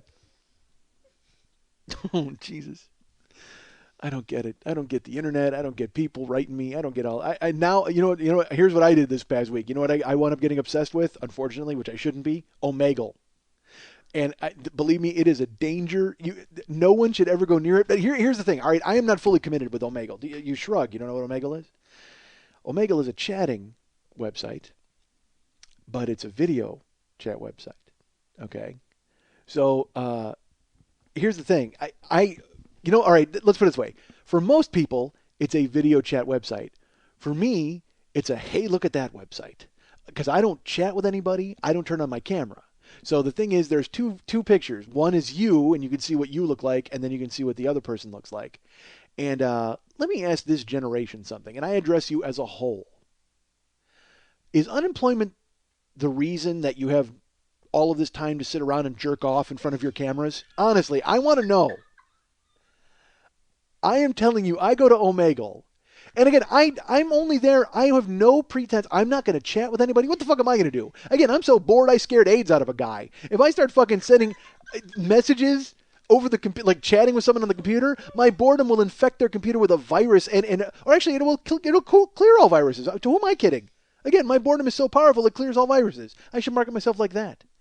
But if I started chatting with people on the internet, because I don't want to talk to people in person, let alone some guy with his cock in his hand, because that is all you get on Omegle. Because you're browsing, you just keep hitting new, and a new person loads, and it's either just direct cock jerking off, or it's guys in Iran. Like, I mean, the guys. There's like 4 Arabs with earbuds just staring into the camera, and I picture them. They're just sleeper cells, and all they're doing is waiting for the proper message to come across and activate them. Meanwhile, they have to sort through 1,000 guys jerking off to get that goddamn message. This is why there hasn't been another 9/11, because all the sleeper cells are tuned into Omegle waiting for their messages, and they got to browse through cock after cock, and finally they just get bored of it. They don't even want to fucking deal with it. Jesus Christ. But I go there, and it's so funny. I almost told Karen about it. I was like, oh my God. I said, I explained it what it was, and it was a chat. I went there, and literally it's just dudes jerking off constantly. You keep hitting the button. And she's like, oh my God. She goes, what is it? I got to see it. And I'm like, all right. And then we got sidetracked and talked about something else. And then as we got sidetracked, in my brain I go, I can't tell my wife about that. She's me. Look, I'm the yang in this house. I'm the only yang who should be looking at fucking guys jerking off and flipping through it. I don't need her fucking looking at it. And that didn't come out right at all. It's not like I want to look at guys jerking off, but that's all you get. Unfortunately, at Omegle, that's all you get. And I finally today, I actually talked to somebody today. It was the first time I talked to a dude because he was like a black screen, just like I was a black screen, and then there's like a crazy light, and he was I go, whoa, what was that? I just actually typed what was that to see if it was a real person because they're all you get in Omegle is, like I said, there's guys jerking off, there's sleeper cells, and then there's troll clips, which I found out about through 4chan, because what 4chan will do is they'll get a clip of like a child and then try to trick you into talking about, you want to jerk off with him, and then they'll print your transcript on 4chan and out you. I mean, it's horrible. Dude, the internet is a cesspool, and that's where I make my living these days. So I wrote to this guy, I go, what was that? And he goes, I have a light up mouse. And he was just like shaking it around. And I said, I'm just shocked that there's an actual human being on here who's not jerking off. And he goes, yeah, that's all you see on here. And then I wrote back and I go, wait a minute. It's pretty dark in that room. How do I know you're not jerking off? and he wrote back, LOL. Never turned the lights on. Never said he wasn't jerking off. So quite frankly, that guy could have had like a light up mouse in one hand and his cock in the other. And I fell for it. But at least he had some foreplay. Again, everybody else, you tune in and there's just like a cock. You're like, oh, that guy's just jerking off. But this guy at least had like a light. There was a trick to it. It's like, if there was a hobo jerking off, but he had a light up Dunkin' Yo-Yo and he was walking the dog, I'd go, all right, I could watch this for a little bit. I'm in. There's at least a little bit of a distraction to go along with it. But when you're just straight up jerking off, it's like, I don't want to see this, dude. Seriously? Today I flipped through, there was a porn clip on. There was a guy banging a girl. Like literally they were fucking. And I know it's fake. I know the entire website is fake. I get that. The entire thing is fake, but it's funny to just browse through and see like what you're going to see, because there's a clip where like there'll be a baby chick and it'll say show your tits or we will kill this chick. Like that, all these stupid things, because again, nobody at this generation has a job. So they invent websites where they can trick women into showing them their breasts. That's it. That's what it's all about. They have websites so they can just flail their cock in the world's face. It's their message that like, I'm not getting a job. I'm just going to show you my balls, world. And the weird thing is, it's like, and again, this says something about me. I mean, I'll be there for 20 minutes flipping around through fucking screens. And the worst thing, this is a worldwide website. The worst is when you'll come upon the same dude, like in another thing, and you're like, dude, aren't you done jerking off yet? So the thing is, I want to be funny on there. And it's so stupid. You don't get to be funny because I don't have my picture. So because I won't have my picture, people immediately, like, they'll bail from me. You don't even get a chance to type anything witty or humorous, which I don't know why you would. Again, folks, why am I even doing it? Why am I even there? Because it's like, I got nothing else going on. I got nothing. I'm just trying to distract myself from my wife begging the dentist for new teeth. I'm just trying to get out of it. That whole scheme blew up in my face. So I'm flipping through, and it's again jerking off, Arabs, jerking off, Arabs. It's like a sleeper cell, jerking off, sleeper cell, jerking off. And I'm not even joking about the sleeper cells. It'll be 4 dudes in the screen. It looks like the Monkees. Like, I mean, at the end when they would have their 4 faces, it's like just the 4, like an album. It looks like Kiss. It's the Kiss Dynasty album cover. That's what it is. When it's like all, Scavullo took that picture where it's all 4 of them, and I couldn't stop staring at it as a kid because the fucking green eyes of oh my god, amazing. And Paul Stanley looks so fucking great. So it's like all 4 of their faces in one shot. That's what it is. You'll flip through. It's the Kiss Dynasty album cover, but it's a sleeper cell of terrorists waiting to be activated. Just 4 dudes with earbuds on, just staring into the camera. So I'm flipping through, and there's a guy jerking off. Now, they're all jerking off. Look, everybody's jerking off, but my favorite part is like the angles. Like, some guy will have it like right at his cock. Here was a guy today. This is fucking crazy. This guy, he's sitting in a chair, and he's like totally naked, okay? But all you can see is like there's a tabletop, and you can see his arm moving, so he's jerking off. But it's his bare chest and face. You can see his face. I want to go, dude, I can see your face. I almost wanted to type that to him. Dude, I can see. You're supposed to be showing your cock, not your face. The world now you as beat off guy, but nobody knows what you're packing. You know, are you getting off on the fact that we're all seeing your face? Maybe that's his weird fetish. Flipping through, jerking off. And again, side angle cock. Oh, so I was mentioning the porn clip, a guy's fucking a girl in a doorway. So I just typed, woohoo! All right, go get him. Like, this would be stupid, because I know it's fake. And this guy writes, join us. And I go, hey, that sounds like fun. Why don't I, wait a minute. You're standing up. How did you type this if you're standing up banging that girl? Did you hire a typist to type this for you? I smell a rat. Ha ha! And then I saw, literally, it's because it's what it is. They have their camera facing their computer monitor, and I see their face because I can see it reflected in the computer monitor, the two stupid idiots. And you see them look at each other like, no, we're busted, and they disconnect. I smell a rat. I acted like a 50s detective. You know what? You're not going to get over on me, Chauncey, with your internet fucking. But you don't. That's why I relished a chance to be funny on there. But you don't get a chance to be funny. So I flip through because I won't have my picture. I refuse that. I will not turn my camera on. It's not happening. So I'll flip through and I saw again jerking off, side angle, upper angle, face shot for some reason. Don't get it. And then fleshlight. That's always a big one too. When someone brings props into their jerk off session, you're flipping through, and then fucking unbelievably there's a guy and he's sitting on a couch. And it's a side angle, and he's just jerking off. So you see him from the neck down, jerking off on a couch, and he's wearing like green pattern shorts on a green pattern couch, and he's jerking off. And I flip through, and and then all of a sudden he comes up again like 5 minutes later, and so I go to type really fast because he types. He goes hi. He actually typed hi, and so I just wrote, "Do you know that your shorts match the couch?" Disconnect. Damn it! Couldn't you at least type ha ha? That was funny, dude!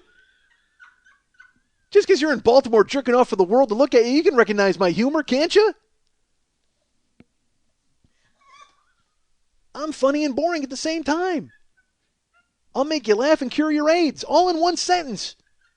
Oh, no, bro. Please, don't talk about it anymore. Do me a favor. Please, put the electrodes on my genitals right now. I will tell you anything you want to know, bro.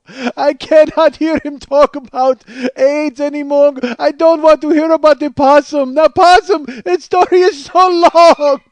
Why do you talk about the possum so much?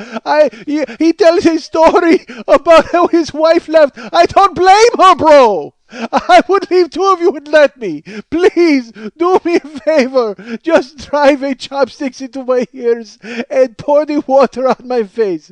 Because if I have to hear where to I can get him, I will kill my own self. You guys can get me at Mike at MikeSchmidtComedy.com. You guys can be my friend at Facebook.com/the40year-old-boy. You can follow me on Twitter at Twitter.com/the40year-old-boy. You can follow Lily on Twitter at Twitter.com/LilyVonStupp. You can follow her at Twitter.com/MNTs. You can be her Facebook friend at Facebook.com/LilyVonStupp. Hey, if you want to be Dave Hernandez's Facebook friend, you can do that through my page. Go to my page, find Dave Hernandez, click on it, and be his friend. He does all the artwork for the show. And if you guys want to write Lily a personal note and ask her why she wasn't at the show this week, if you want to ask her what she had better to do than be at the show taping this week, go ahead and write her a note at lily@burlesque411.com. That's Lily, Lili, at burlesque411.com. Zazzle.com/40year-old boy. Please buy all his stuff. I want to remind you folks about the Monday Night Teas every Monday night at the three clubs on Santa Monica and Vine. Hey, Lily Von Stupp. Hey, Michael Schmidt. Thank you for coming in for the close of the show. I know you weren't here earlier, but it's good to have you in for the end. Well, you're here for your plugs. Why not? So you've got the big show this week coming up December 13th, I believe is the date. What's the show? Who's going to be there? What's happening? It's Stripplepalooza. Stripplepalooza is this Monday. Yes. I did not remember that. That's December 13th at the Three Clubs Santa Monica and Vine, starting at 10 p.m. 10 o'clock p.m. I thought it was at 9 this week. No, it's starting at 10. There'll be 3 sets, 10 o'clock, 11 o'clock, and 12 o'clock. There's a 10 o'clock, A 10 o'clock, an 11 o'clock, and a 12 o'clock performance. All different dancers during those performances. 3 different hosts. It's crazy. It's Stripapalooza. Stripapalooza. We are doing this to benefit our friend Lily and her physical therapy and her knee. And as I mentioned the last couple of weeks, anybody from this show who buys a ticket and comes to the show and goes up to Lily and tells her so, give her your email address, and you will get a Super Angry Guy Gene Happy Good Time yelling combo on the house for coming in and checking out Stripapalooza. It doesn't matter. No one's showing up. It doesn't matter. So what you will get people who show up and go, you know what, I used to listen to that show, and now I don't, and they'll slam the door and leave. Good for you. And again, I make too much of it. 1 million people love it. One person hates it, but that's, of course, the person that I fucking obsess about. So, yeah, Stripapalooza is this Monday, December 13th, 10 o'clock until when? Question mark. No one knows. The party may never end. And there's different performances at 10, 11, and 12 of many different dancers and a lot of your favorites. If you've been there before, you've seen them, and new people. Just come out. It's going to be a festival to benefit our friend Lily Von Stupp. And again, anybody from the show who goes up and gives their email address and tells Lily about it and smacks her right on the ass. We'll get a Super Angry Guy Gene Happy Good Time yelling combo. And no, never mind. I was going to say that they can find you on Omegle as well if they want you in a little window just laughing. So go to Stripapalooza this coming Monday. Want to tell you folks again that on my Facebook page, you can be my you can join the fan club, the Westside 86 Jokers fan club page on Facebook. You can also find the Bring Mike Schmidt to Austin, to Phoenix, to Portland, to the Ozarks, to Ireland. All these people want to bring me these places, which is great. So if you want to join those pages and support those papers, we had a breakthrough on Portland this week, I think. So yeah, it looks like there's going to be a date, not anytime soon, but it's unfortunately the theater. Who cares? I'll let you know when there's something to let you know about. But we had some movement on Portland, which is good. And you can join those pages to support if you're going to come to the shows. I mean, if you're not going to come to the shows, don't join those pages because that would be ridiculous. Because then I would think that 400 people were coming to see me, and I'd make my way to Phoenix, and it's me and a dude, some old guy, trying not to fall and break his hip, jerking off on my camera. Great. Hey, your shorts match your walker? I can't have that in Phoenix. A lot of old people there, folks. All right, so I know he wouldn't be Hispanic. They would not allow that there. I want to remind you folks that if you want a trainer, go to realworldfit.com and find our friend Sean Richardson because he's not training me these days. I'm sure he can train you. He's got plenty of time for it. You can go to twitter.com/realworldfit and follow them. Twitter.com/realworldfit.com, I believe, and follow them on Twitter. Want to remind you of our friend Rob Matsushita, filmmaker, friend. And his website is claymorepictures.net. His web series is Chapel, featuring Emily Mills, I believe it is. Yes, I hope. I'm not. I'm pretty sure off the top of my head. She's terrific in it. I know that. Well, let's put it this way. I just know her as being in Chapel. She's Chapel to me, so I don't even need to know her regular name. Her regular name? Real name. Dumb. Want to remind you folks about Burlesque Bears. BurlesqueBears.com are available for the Christmas season. If you guys want to go ahead and pick up a burlesque bear, Lily will make it, hand make it personally for you. And if you want a little Hitler mustache on there, she'll do that for you. Go ahead and ask. She's happy to do whatever you need for the burlesque bear. If you wanted to have a landing strip, if you wanted to go a bear, you can go bear if you want. If you want to go just like Brazilian, or you want to go full like crazy bear bush, or you want to go Hitler, she'll do it all for you, whatever you need. So contact her and ask her via email and have her refuse all of these things. Because she will deny them, but she will make you a burlesque bear. That's very nice if you write her and ask her in a nice way. What else is there? Oh, I want to tell you about it. You can go to MikeSchmidtComedy.com, and if you go to the Joe Business page, you can access our Zazzle store and go ahead and purchase products at the Zazzle store. We have the the Stripple shirt with Stripapalooza coming up. Why not buy one and wear it next Monday? We have mugs. We have mouse pads. We also have, as I've mentioned last week, the Miracle of Hanjabaka shirt, which is available through these crazy nights of Hanjabaka as they celebrating the oil that would not disappear. The Miracle of Hanjabaka shirt, limited time, folks. So don't all break down the internet trying to get your copy. I understand they're very backed up right now with non-orders. So please, if you want to get it soon. And if you're not interested in a T-shirt, you're not interested in a mug, you're not interested in a mouse pad, and you're thinking to yourself, well, I like Mike, and I like the year 2011. I enjoy the progression of time. How can Mike allow me to celebrate both himself and the progression of time at the same time? Well, I've got news for you folks. Going on sale right now in the Zazzle store is the 40-Year-Old Boy 2011 wall calendar. That's right. There's a calendar that compiles artwork, some of our favorite artwork from the show of the past year or even the past 2 years. I didn't, you know what, folks? I didn't pigeonhole myself and keep myself to 1 year. If it's my favorite artwork, it's in the calendar. I will tell you that there's a brand new cover artwork. And I love the back of it. I'm not going to tell you what's on it, but I love the back photo. It was one of my favorite pieces of art. And then I will tell you that December is an all-new picture, only for the calendar. It was not featured for the show. But then the rest of the months you will have 2 pieces of artwork for each month. Compiled by David Hernandez, drawn by David Hernandez, influenced by me and Lily. But an amazing collaborative effort by all 3 of us. The 2011 40-Year-Old Boy calendar available now at the Zazzle store. Pick it up for 2011 because, waiting a year would be too late. That would make no sense if you bought it for 2012. So pick it up for the oncoming year. And also when you're at the MikeSchmidtComedy.com, Little Schmidt's up in the left-hand corner if you want to donate to the show. A lot of you have done that. As a matter of fact, I was going to mention this show today was sponsored by several people, folks. And unfortunately, I got caught up in talking about all of the bad things. Wait, how have I lost this sheet? Did I lose this sheet? I couldn't have lost this sheet, right? Oh, this is pathetic. This is why the show is so goddamn long. I had everything handy, and then sure enough, it's not handy any longer. There it is. It's right there. I'm so stupid, folks. I will tell you that this show is being sponsored by John W. John W., who's also trying to bring me to the Ozarks. Thank you, John. I appreciate that. Todd R. And this is Todd R's second donation, and I'm going in order, and so I feel weird even saying this. Well, no, yeah, why would I even mention that? Todd R's second donation, John W., and Matthew R. This is his third donation to the show. Thank you so much, Matthew R., Todd R., and John W. You guys have sponsored and donated. If anybody else out there would like to sponsor or donate the show, you can go to MikeSchmidtComedy.com. Upper left-hand corner, there is a little Schmitty there. Click on him and put a lot of money in his pocket, folks. Because at least you know what, that little Schmitty on my website, that is the final person on the internet left wearing pants. Seriously. He is the only person left on the internet wearing pants. So reward him by filling his pants with money. Why wouldn't you do that? I don't know why you wouldn't do that. And also remember that the year-end, year 1, year 2 download sets and the Super Angry Guy Gene Happy Good Time Yelling combo sets are available there on the Joe Business page of MikeSchmidtComedy.com. And I want to thank everybody who wrote me, all the new people who came in with the Mark Maron show. And I will tell you this is a weird trend, and this has happened, and I'm disappointed. Not in the trend. I'm glad you all let me know, but I was horrified.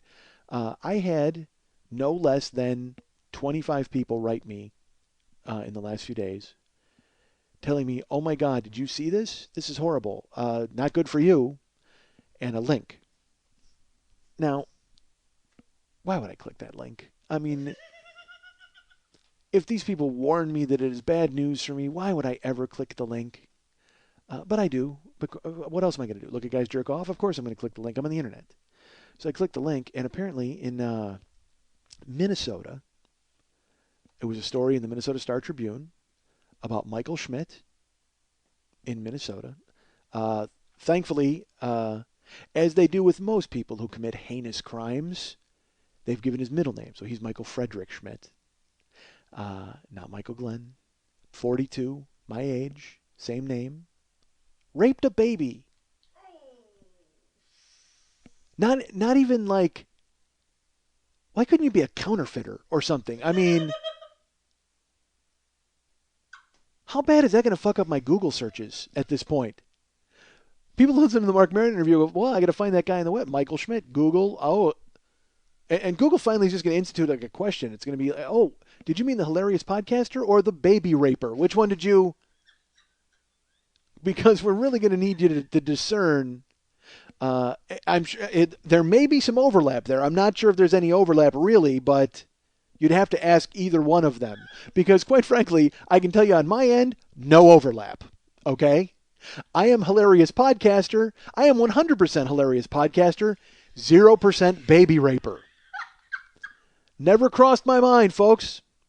The idea of it never popped into my skull. I can tell you that right now. I may have mentioned it in passing as a joke, which sounds awful, hey, let's rape that baby, that's not funny at all to anybody.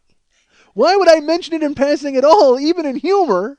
But I think we both know that I cannot control myself, folks, and sometimes I say things just to hear myself be mean. Sometimes I say horrible things just because they entertain me. So maybe once in the past I may have said, let's rape that baby. I'm not going to, look, I can't disavow everything I've said in the past. I go on and talk quite a bit.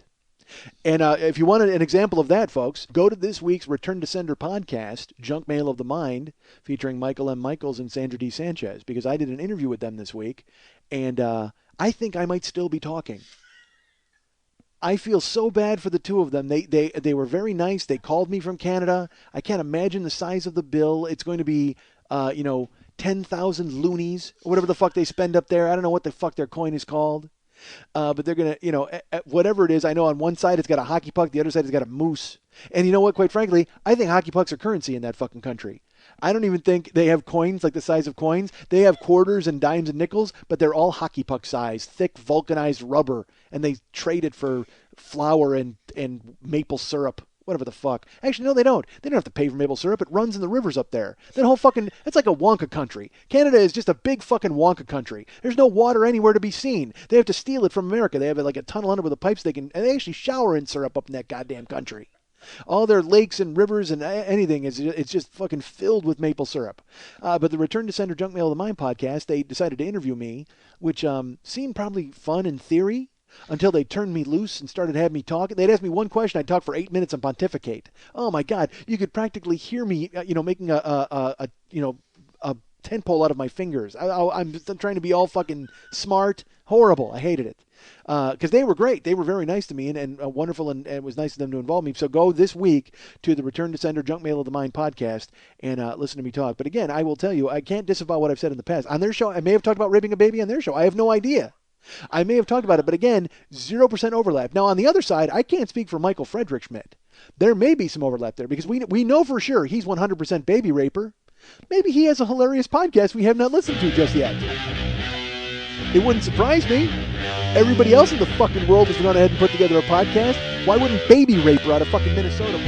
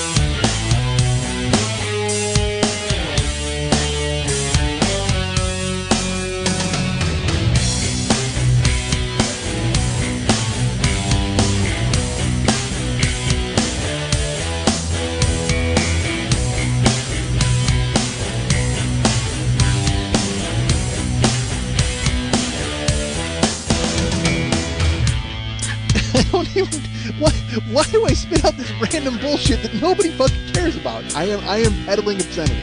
I am going to get a whole fucking army of you people, and you know what we're going to do? We're going to listen to me and then do nothing for an entire fucking week. I can't be trusted. Don't you people know this?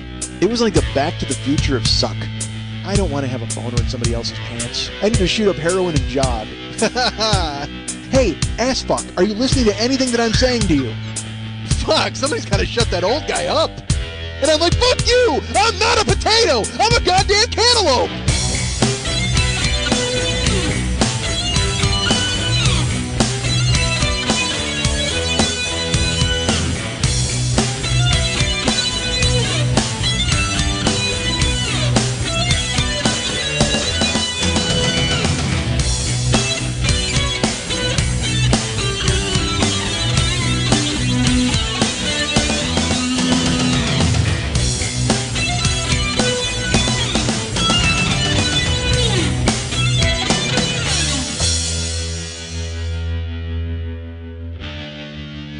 Hi, Mike. Hi, Mike. Hi, Mike. Hi, Mike. Hi, Mike. Hi,